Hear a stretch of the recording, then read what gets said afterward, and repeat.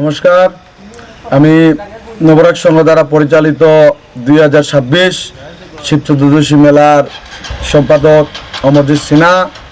আমার পাশে রয়েছে 2026 শিব চতুর্দশী মেলার সভাপতি গৌতম ভৌমিক। নমস্কার। এবং তৎসঙ্গে রয়েছেন আমাদের 2026 শিব চতুর্দশী মেলা কোষাধ্যক্ষ বাপ্পা সিনহা।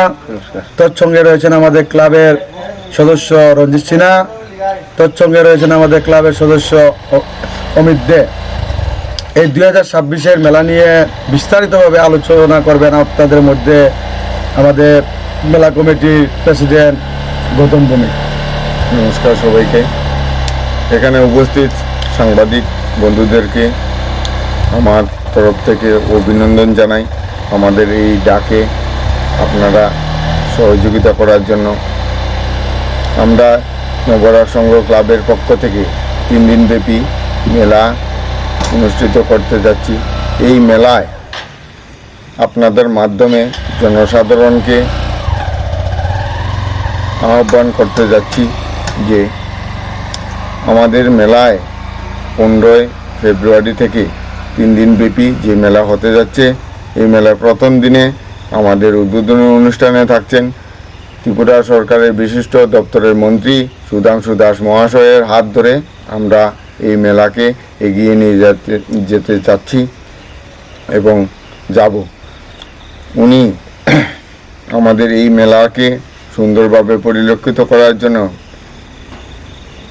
অনেক উদ্যোগ নিয়েছেন এবং এগিয়ে নেওয়ার জন্য বিশেষ আমাদের রাস্তা দেখিয়েছেন। প্রথম দিনের এই অনুষ্ঠানে থাকছে সাংস্কৃতিক অনুষ্ঠান সন্ধ্যা 6 ঘটিকা থেকে 8 ঘটিকা পর্যন্ত। এরপর থাকছে বিশেষ এক অর্কেস্ট্রার অনুষ্ঠান বহিরাজ্য থেকে আগত, এবং 16 ফেব্রুয়ারি সন্ধ্যা 6 ঘটিকা থেকে 9 ঘটিকা পর্যন্ত থাকছে সাংস্কৃতিক অনুষ্ঠান, এবং বহিরাজ্য থেকে শিলং, মণিপুর থেকে আগত বিশেষ শিল্পী দ্বারা মণিপুরী সম্প্রদায়ের এক বিশেষ রাসযাত্রা। এই রাসযাত্রাকে সবাই উপভোগ করার জন্য আপনাদের মাধ্যমে অনুরোধ রইল।